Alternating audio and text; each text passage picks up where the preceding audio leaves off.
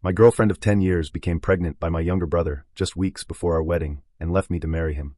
Now 6 years later, something tragic has occurred, and my estranged family is asking me for a favor. I thought I had my life planned out. My girlfriend and I had been together for 10 years, and our wedding was only weeks away. We had been through everything together: college, first jobs, financial struggles. I never doubted that she was the one. But in the blink of an eye, everything fell apart. She became pregnant, not with my child, but with my younger brother's.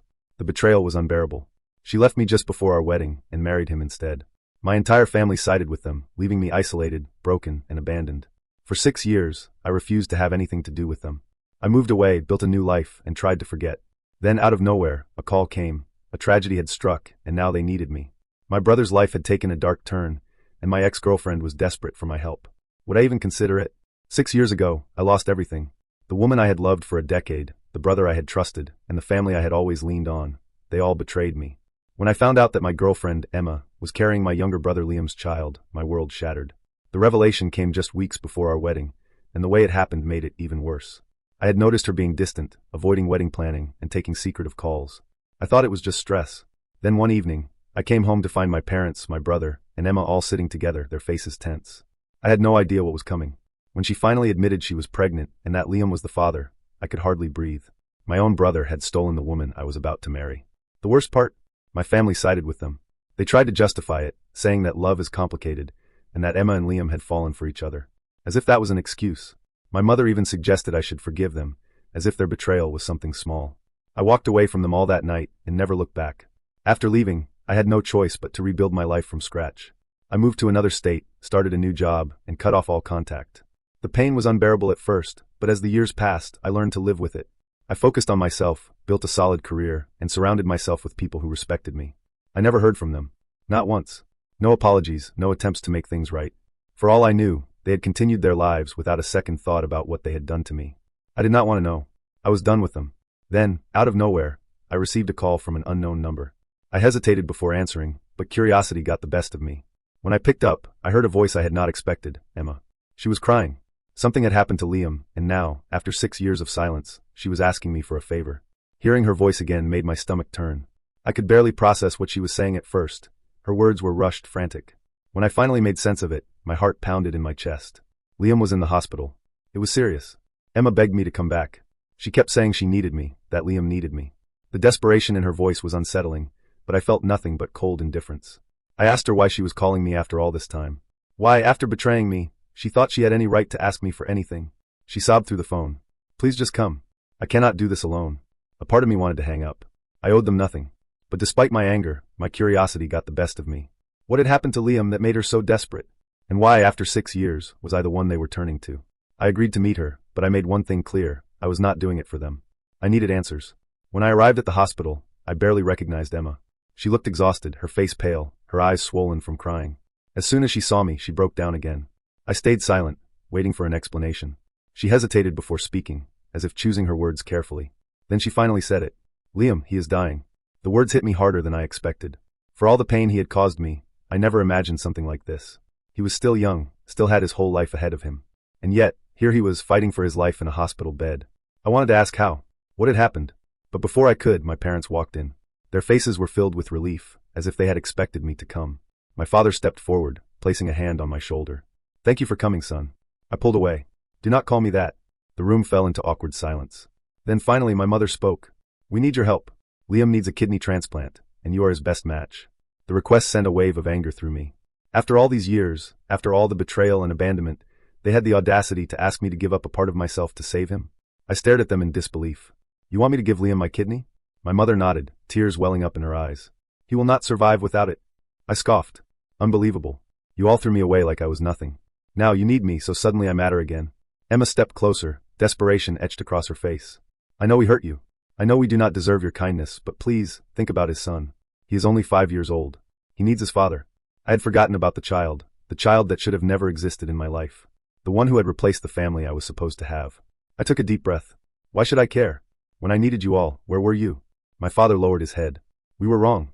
We see that now. But I did not believe them. They were not sorry for what they did. They were only sorry because they needed me. I turned to leave. My decision was made. Find someone else. As I walked away, Emma's voice cracked behind me. If you do this, you will be no better than us.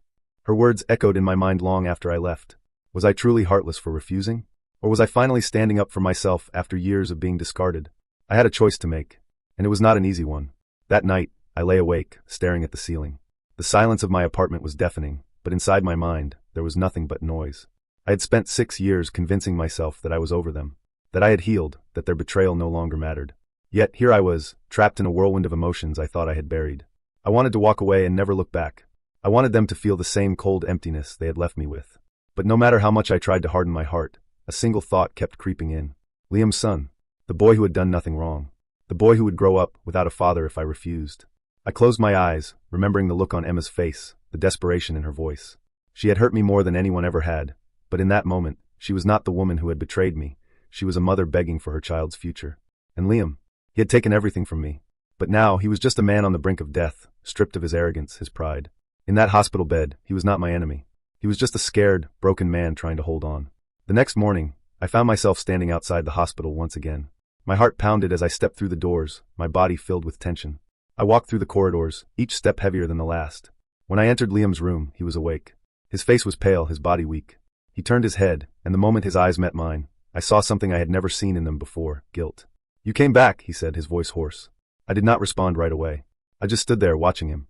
The brother I had once idolized, the person I had trusted with everything, now reduced to this frail, vulnerable state. "I'm going to do it," I said finally. Liam's eyes widened. You will. But not for you," I continued, my voice firm. "I am doing this for your son. He does not deserve to grow up without a father because of your mistakes." Tears welled up in his eyes, and he swallowed hard. "I know I do not deserve this. I do not deserve your forgiveness." "I am not giving you forgiveness," I said sharply. "I am giving you a second chance. What you do with it is up to you." A long silence stretched between us. Then, for the first time in 6 years, Liam broke. "I am so sorry," he whispered. "For everything. I was selfish. I was a coward. I destroyed your life, and I have hated myself for it every single day." I clenched my jaw.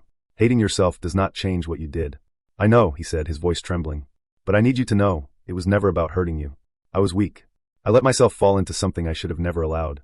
And when it happened, I did not know how to face you. So I took the easy way out. I ran. I let them push you away because I was too ashamed to fight for you to stay." His words were raw, filled with a pain I had not expected. I exhaled slowly. "You could have reached out. You could have tried." "I was a coward," he admitted. "And now, after everything, I do not even deserve to live. But my son, he does not deserve to lose his father." I studied him, searching for any hint of manipulation. But there was none. He was truly broken. And for the first time, I saw him as something more than my betrayer. I saw him as a man who had suffered the consequences of his own choices. Emma walked in then, holding their son's hand. The boy clung to her leg, his innocent eyes peering up at me. He had Liam's eyes. And yet, when I looked at him, I did not feel the pain I thought I would. He was not a reminder of my loss. He was just a child. Emma's voice was barely a whisper. "I do not have the right to ask for your forgiveness, but I hope one day you find peace." I did not respond, because I was not sure if peace was even possible. The surgery was scheduled, and within weeks, Liam had a new chance at life. Recovery was slow, but the doctors were optimistic. I refused to stay with the family during this time. I was not ready for that. On the day I was discharged, Liam asked to see me. I hesitated before stepping into his room, where he was sitting up, looking stronger than before. "I know you do not want a relationship with us," he said carefully. "And I will not force it. But I want you to know that what you did, it was more than just saving my life. You saved my son's future. And I will spend the rest of my life trying to be worthy of that." I nodded but said nothing. As I turned to leave, his voice stopped me. "I do not expect you to believe me, but I wish things had been different." I paused at the door, gripping the handle tightly. "So do I." And then, I walked away, feeling lighter than I had in years. For the first time, I was truly free. If you found this story compelling, please like the video, subscribe to the channel, and hit the bell icon so you never miss an update.